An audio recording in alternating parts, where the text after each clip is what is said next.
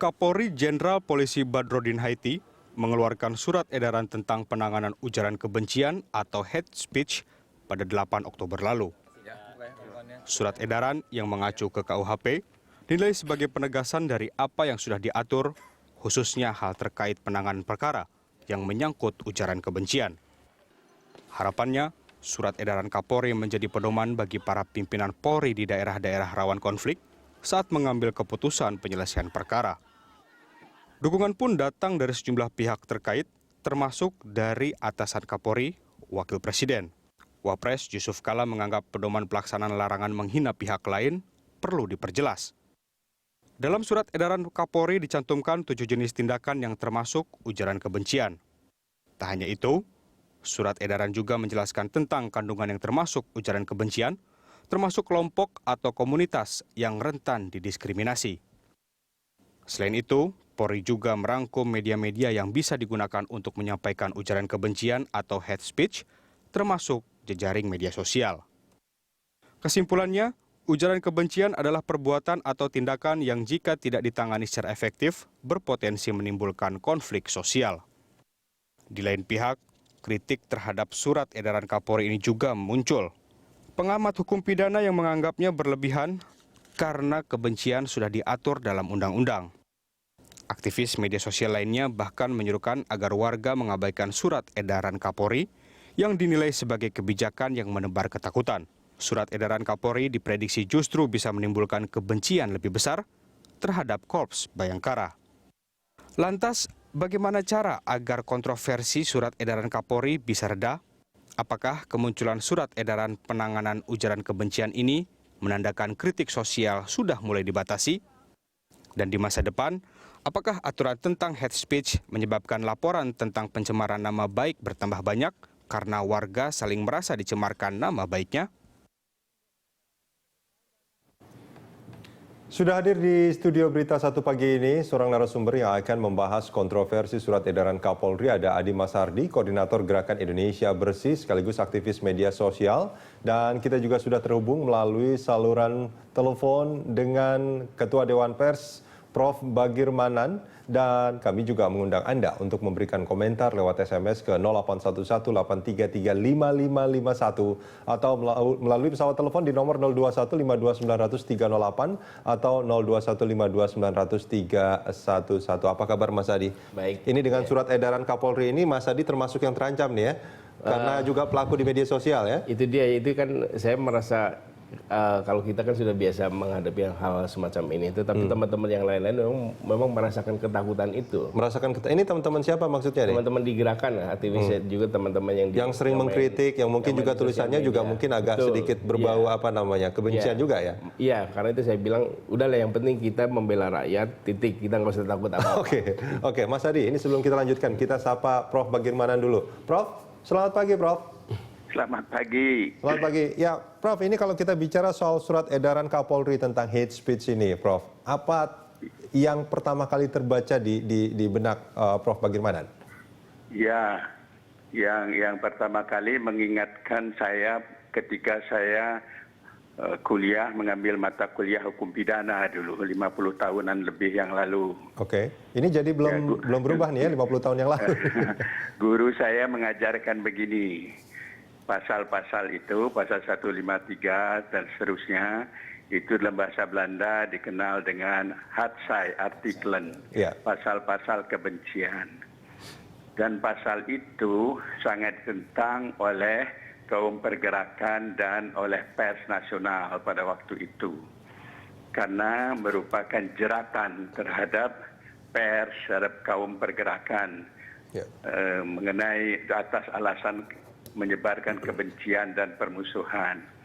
Persoalan yang paling utama oleh guru saya diajarkan, pasal ini pasal karet. Pasal ini yang dapat ditafsirkan sesenang-senangnya oleh mereka yang berkuasa. Karena itu dalam hukum pidana pasal karet tidak boleh karena pasti jadi sumber perbuatan sewenang-wenang. Dampaknya itu Pak Prof, maaf, itu dengan pasal karet itu banyak sekali orang yang sudah kena jeratannya ya, Prof ya? di masa Hindia Belanda dulu banyak sekali itu terutama kaum pers itu yang dimasukkan tutupan 2 minggu, beberapa minggu dengan alasan surat kabarnya berisi berita kebencian sebagai orang pergerakan. Nah, karena itu sejak kita merdeka, meskipun pasal itu belum secara resmi ditiadakan, tidak lagi dijalankan. Tidak lagi? Maaf, Prof. Tidak lagi dijalankan. Tidak dijalankan. Tidak dijalankan. Meskipun Tidak itu dijalankan. sebetulnya masih tercantum di dalam kitab undang-undang kita. Hukum pidana, sebab kita polisi kita awal-awal kemerdekaan dulu ada pasal-pasal pidana itu yang tidak diterapkan, ada juga yang secara resmi dinyatakan tidak berlaku. Tidak diterapkan dengan alasan itu bertentangan dengan prinsip-prinsip dan martabat kita sebagai sebuah negara yang merdeka. Oke. Nah, Jadi itu waktu itu ya. Jadi maaf Prof, kalau boleh saya simpulkan, artinya saya artikelan yang dulu disebut itu dan sekarang juga apa istilahnya mungkin hate speech jadinya seperti itu. Ya, hate speech ya. Ini sangat berbeda dengan prinsip sebuah kemerdekaan yang saat ini sedang kita nikmati, seperti itu ya kurang lebih. Ya, sebab kita kan salah satu prinsip kita sebagai negara merdeka, apalagi Undang-Undang Dasar kita menjamin demokrasi, menjamin hak berpendapat, menjamin yang kita sebut the right of expression, the right of opinion. Mestinya tidak boleh membuat aturan-aturan yang multitafsir seperti itu. Karena itu saya menganjurkan surat edaran itu ya, karena sudah dikeluarkan tapi nggak usahlah dijalankan itu. Karena itu kita akan diketawakan orang gitu. Setelah 70 tahun merdeka kita menghidup-hidupkan pasal yang sudah mati itu. Baik, Prof. Ini di studio juga ada Mas Adi Masardi. Ini salah satu yang mungkin juga bisa terkena jerat juga ini karena aktivitasnya di media sosial dan pernyataan-pernyataannya yang seringkali mengkritik, bahkan mungkin ini gimana Mas Adi? Menurut Anda apa kira-kira yang terjadi sebetulnya, mengapa terus tiba-tiba ada surat edaran seperti ini? Nah, ini kan surat edaran ini lebih menyasar kepada teman-teman pengguna sosmed. Padahal saya melihat bahwa sosmed ini sekarang ini sarana paling efektif untuk kritik sosial. Bukan hanya sosmed sebetulnya, tapi juga yang disasar itu sosmed. Media, kalau berbagai spanduk dan lain-lain kan kalau spanduk tinggal diturunin. Tapi kan yang diributin ini kan orang konsentrasinya langsung ke sosial media. Padahal sosial media bukan hanya sosial media, memang Mas bukan Adi. hanya. Tapi orasi, kampanye, spanduk, ceramah, keagamaan, pamflet, media cetak, termasuk elektronik yang kita lakukan sekarang sebetulnya. Tapi kan itu kan hanya sesaat. Sesaat habis itu setelah orasi lewat nggak ada masalah. Nah, tapi target surat edaran ini nampaknya yang dirasakan itu adalah di sosial media. Kenapa Anda beranggapan seperti itu? Karena sosial media yang selalu dibicarakan ketika aparat menegaskan kenapa harus surat edaran penghinaan di sosial media. Selalu kemudian kaitannya undang-undang ITE. Nah, menurut saya begini, tadi yang Prof. Bagir sampaikan kan soal hukum, ada penegakan hukum. Kalau hukum betul-betul tegak, ada rasa keadilan, menurut saya tidak akan orang mudah dihasut. Misalnya, saya menghasut, yuk kita rusak rumah ibadah agama tertentu, kemudian orang masuk ke situ mengikuti saran saya. Tetapi kalau hukum kemudian karena ini untuk menjaga kebinekaan, untuk menjaga nilai-nilai Pancasila, orang yang merusak rumah ibadah itu hukumannya harus lebih berat. Sehingga dihasut kayak apapun orang akan berpikir kembali. Nah, ini kan yang terjadi apa sekarang ini? Orang yang merusak rumah ibadah hampir tidak dihukum. Polisi malah minta ulama untuk melakukan deradikalisasi. Padahal ini kan tindak pidana. Nah, jadi tidak bisa juga. Nah, kemudian kebencian. Contoh nih yang paling aktual nih. Soal kebakaran hutan yang menimbulkan asap di mana-mana. Ada pulau-pulau besar, Sumatera, Kalimantan dan lain-lain kebakaran. Kemudian pemerintah seperti melindungi pengusaha-pengusaha besar yang melakukan pembakaran hutan. Nah, kemudian kalau saya dan teman-teman menghasut masyarakat untuk membenci pemilik perusahaan itu, apa salah? Hukum tidak menyentuh loh. Kalau menurut Mas Adi salah apa enggak? Enggak salah. Contoh misalnya yang sudah saya lakukan juga, ada Kepala Staf Kepresidenan, Teten Mas Duki, ngomong bahwa kalau kita tidak dibantu Freeport, APBN kita kolaps. Saya bilang ini orang kayak gini nggak pantas ada di pemerintahan. Ayo kita benci rame-rame. Nggak ada masalah. Karena dia memberikan merusak mental moral bangsa dengan seolah-olah kita harus tergantung kepada perusahaan.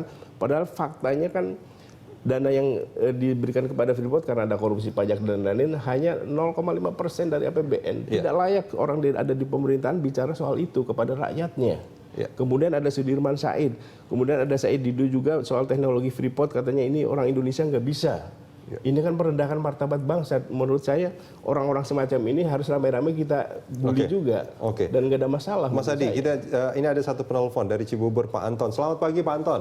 Selamat pagi Pak. Ya Pak Anton, apa tanggapan Anda soal tema kita kali ini? Ada Mas Adi Masardi dan melalui sambungan telepon ada Prof. Bagirmanan ya.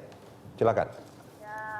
Saya sih terus terang aja di barisan Adi Masardi ya, karena kami ini terus terang ya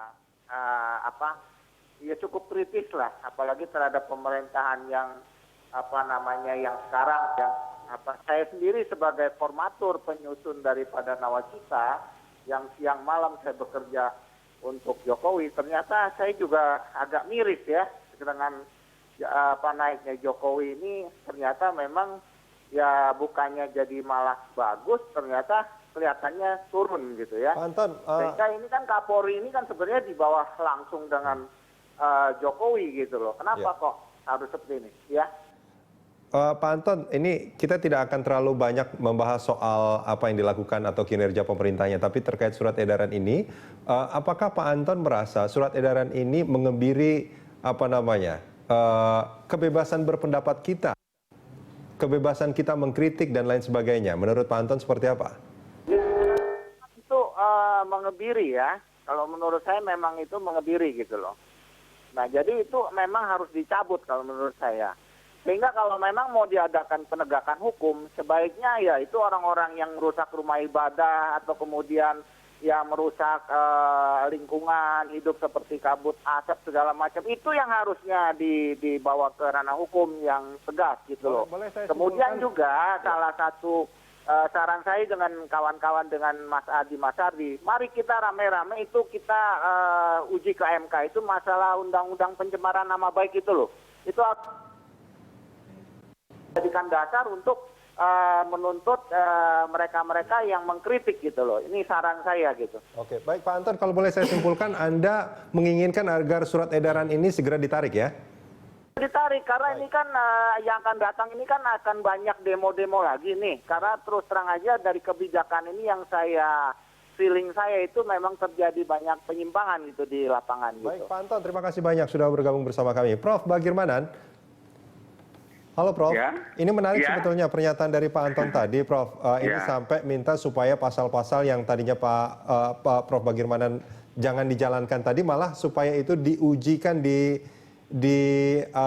MK, di Mahkamah Konstitusi. Bisa itu segera dicabut saja daripada seperti sekarang ada surat edaran yang katanya mengacu ke kitab undang-undang. Nah, ini penyelesaiannya seperti apa sebaiknya menurut Anda? Sebelum saya menjawab itu, saya ada catatan sedikit untuk Mas Ardi. Ada perbedaan antara kita mengkritik, mengontrol dengan kebencian. Yang Anda lakukan itu menurut hemat saya adalah suatu kritik, suatu kontrol. Itu justru itu.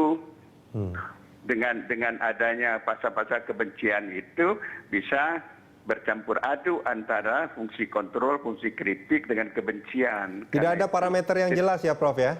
Tidak ada parameter, karena itu sejak dulu dikatakan ini pasal karet, mulur mungkret, terlalu elastik gitu. Dan tidak ada hukum, apalagi hukum pidana yang boleh mengatur sesuatu yang mulur mungkret harus pasti gitu ya. Karena itu pasal itu tidak pernah diterapkan lagi gitu. Lalu solusinya seperti apa Pak? Kalau dulu zaman Prof kan itu kan pasal itu tidak dijalankan ya.